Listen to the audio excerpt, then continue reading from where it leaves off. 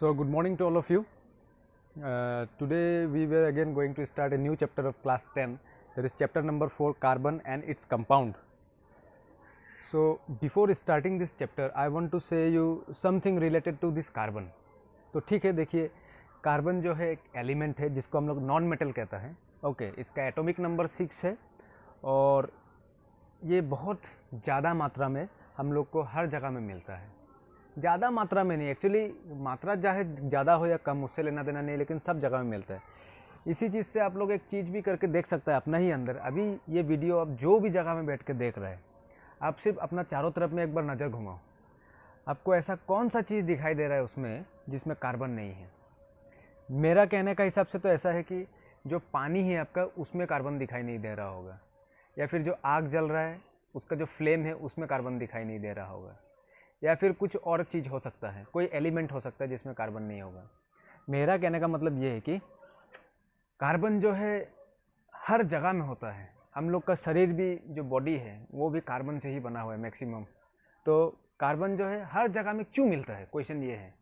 Carbon का ऐसा क्या प्रॉपर्टी है जिसका वजह से कार्बन हर जगह में अवेलेबल होता है? तो हम लोग जो है कार्बन का उसी प्रॉपर्टी का साथ में स्टार्ट करना पड़ेगा chapter. What is the properties, मतलब ऐसा क्या प्रॉपर्टी है कार्बन का जिसका वजह से नेचर में हर एक चीज़ में कार्बन अक्सर दिखाई देता है. प्रोटीन बोलो, विटामिन बोलो, फैट्स बोलो, कुछ भी बोलो, कार्बोहाइड्रेट्स बोलो, सब जगह में कार्बन ही कार्बन. ठीक है, तो ये चैप्टर बहुत ज़्यादा इंटरेस्टिंग है. अगर आप लोग इसको थोड़ा ध्यान से इसको थोड़ा पढ़ेगा या फिर देखेगा समझेगा तो ठीक है. तो सबसे पहले कार्बन से स्टार्ट करता है. इसका कितना क्या मास है, क्या उसका एटॉमिक नंबर है, वो सब. तो कार्बन का सिंबल जनरली हम लोग लिखता है कैपिटल C. इसका एटॉमिक नंबर होता है 6 और उसका मास नंबर होता है 12. एटॉमिक नंबर और एटॉमिक मास तो आप लोग जानते ही है क्या चीज़ है, अभी उसको ज़्यादा एक्सप्लेन करने का ज़रूरत नहीं है.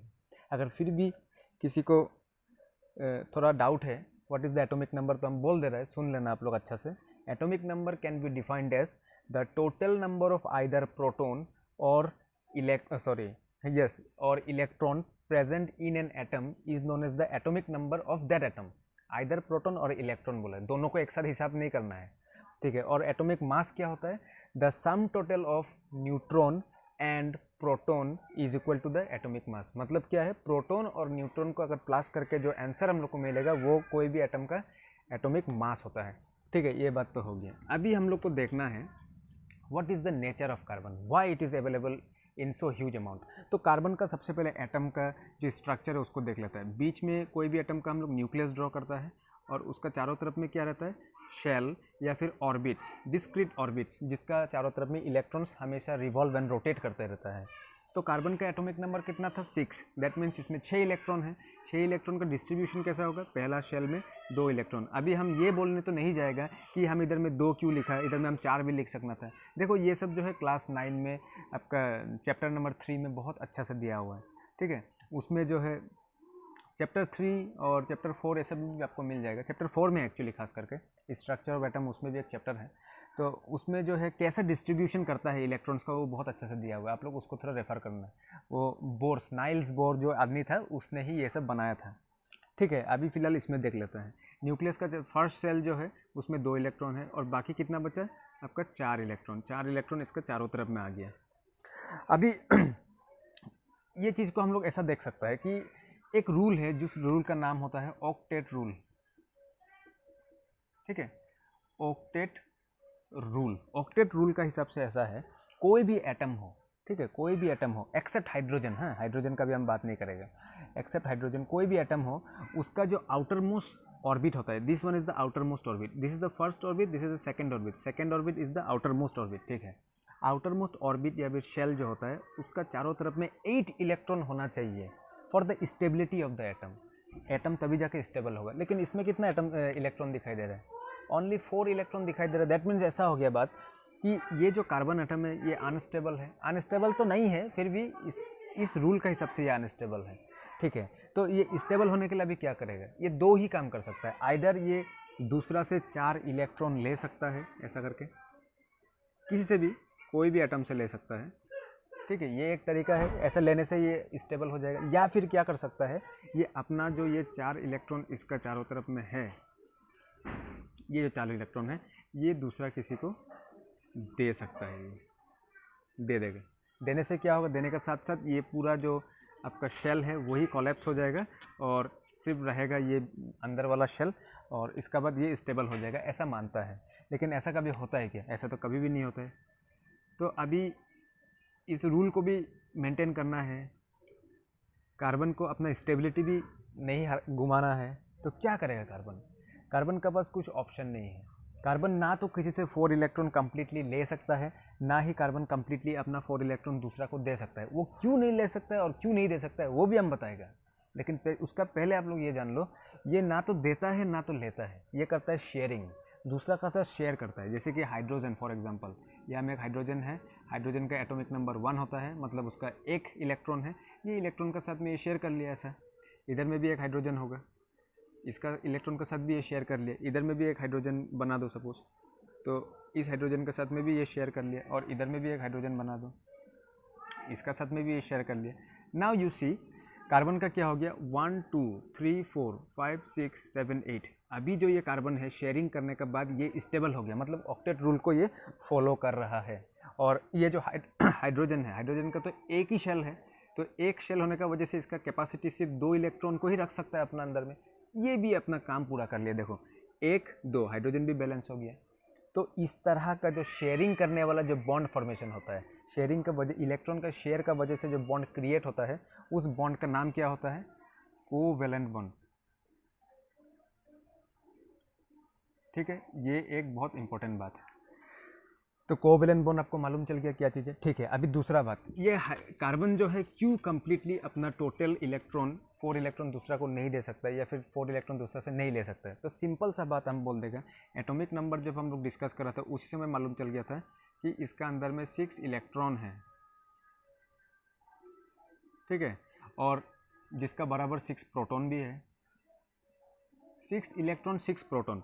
इलेक्ट्रॉन का जो चार्ज होता है वो नेगेटिव होता है, प्रोटॉन का जो चार्ज होता है वो पॉजिटिव होता है। अभी देखो 6 प्रोटॉन को 6 इलेक्ट्रॉन आराम से इलेक्ट्रिकली इसको न्यूट्रलाइज करके रखा हुआ, ठीक है, कोई किसी से चार्ज का डिसबैलेंस नहीं। सपोज करो कि कार्बन जो है अपना 4 इलेक्ट्रॉन दूसरा को दे दिया, शॉर्ट फॉर्म में ELE लिख दिया, ठीक है, 4 इलेक्ट्रॉन दूसरा को दे दिया। तो अभी इसमें तो 6 नेगेटिव चार्ज था, अभी कितना चार्ज बचा है, सिर्फ ओनली -2 नेगेटिव चार्ज बचा है, 2 नेगेटिव चार्ज बचा, 4 तो चला गया। लेकिन इस तरफ तो आपका पूरा का पूरा 6 पॉजिटिव चार्ज तो बचा हुआ है। तो कोई इधर में देख के तो आराम से बोल सकता है ना कि ये जो 2 नेगेटिव चार्ज है ये 6 पॉजिटिव चार्ज को कैसे बैलेंस रखेगा, इट इज़ इम्पॉसिबल। यहाँ में इसको बैलेंस करने के लिए इधर भी 6 नेगेटिव चार्ज होना पड़ेगा, तभी जाके वो उस प्रोटॉन को न्यूट्रलाइज करके रख सकता है। तो ये कारण आपको मालूम चल गया, इस चीज़ का वजह से कार्बन जो है अपना 4 इलेक्ट्रॉन दूसरा को नहीं दे सकता है। दूसरा मैटर में चला जाता है, अभी वो अगर 4 इलेक्ट्रॉन दूसरा से ले लेता है तो फिर क्या प्रॉब्लम होगा। अभी 6 इलेक्ट्रॉन है, जैसे ही वो दूसरा से 4 इलेक्ट्रॉन ले लेगा, कितना इलेक्ट्रॉन हो जाएगा, 10 इलेक्ट्रॉन। तब भी ये बैलेंस तो होता है अगर हम लोग ऑक्टेट रूल के हिसाब से देखने से। और इधर में हो गया ओनली 6 प्रोटॉन, तो क्या 10 नेगेटिव चार्ज, क्या 6 पॉजिटिव चार्ज, ये क्या दोनों आपस में बैलेंस हो सकेगा क्या, एक दूसरे को न्यूट्रलाइज कर सकेगा क्या, इट इज़ इम्पॉसिबल। यहाँ में ओनली 6 पॉजिटिव चार्ज है, इसमें 10 नेगेटिव चार्ज है, तो 6 पॉजिटिव चार्ज 10 नेगेटिव चार्ज को कभी भी बैलेंस नहीं कर पाएगा। इसमें हमेशा चार्ज का चार्ज का मतलब इम्बैलेंस रहेगा। सो फॉर दिस पर्पस, यही चीज़ का वजह से कार्बन जो है कम्प्लीटली कभी भी अपना 4 इलेक्ट्रॉन दूसरा को नहीं दे सकता है, और ना तो कम्प्लीटली वो कभी किसी से ले सकता है। वो जस्ट क्या कर सकता है, शेयरिंग कर सकता है। और ये वाला जो मैटर था अभी का जो बात बोला है, ये मैटर सिर्फ कार्बन में ही एप्लीकेबल नहीं होता है, बहुत सारा जो एलिमेंट्स है हम लोग का नेचर में, उन सभी में ये रूल एप्लीकेबल है। तो कोई कोई एलिमेंट जो ऐसा है, मेटल जो है 2 इलेक्ट्रॉन्स 3 इलेक्ट्रॉन्स हमेशा के लिए दे देता है, ठीक है, 3 इलेक्ट्रॉन तक मान लिया, अगर 3 इलेक्ट्रॉन दे भी दिया किसी को तो किसी तरह से वो इलेक्ट्रिकली न्यूट्रल हो जाता है। और वो सब चीज़ के बारे में आप लोग क्लास 11 12 हायर क्लासेस में पढ़ेगा कैसे होता है। But in case of UC carbon ये नहीं हो सकता है, इम्पॉसिबल। इसीलिए हम आपको शॉर्टकट में ये चीज़ बता दिया, क्यों कार्बन जो है 4 इलेक्ट्रॉन ना तो कम्प्लीटली ले सकता है और ना ही 4 इलेक्ट्रॉन दूसरा को वो दे सकता है, ठीक है। तो ठीक है, ये तो आपको मालूम चल गया। अभी हम लोग का डिस्कशन क्या का ऊपर था, डिस्कशन इस चीज़ के ऊपर में था कि कार्बन इतना ज़्यादा कंपाउंड कैसे बना सकता है। तो ठीक है, वही चीज़ के ऊपर हम लोग डायरेक्ट फोकस करेगा अभी। कार्बन का दो बहुत ही इंपॉर्टेंट नेचर है जिसको बोलता है वर्सेटाइल नेचर ऑफ कार्बन।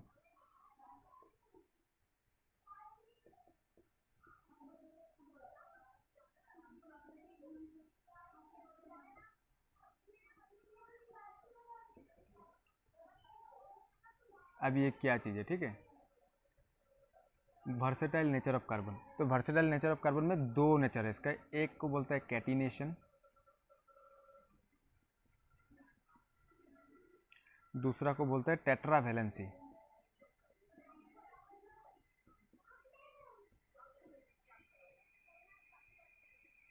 ठीक है, इसको हम लोग नेक्स्ट वीडियो में अभी डिस्कस करेंगे।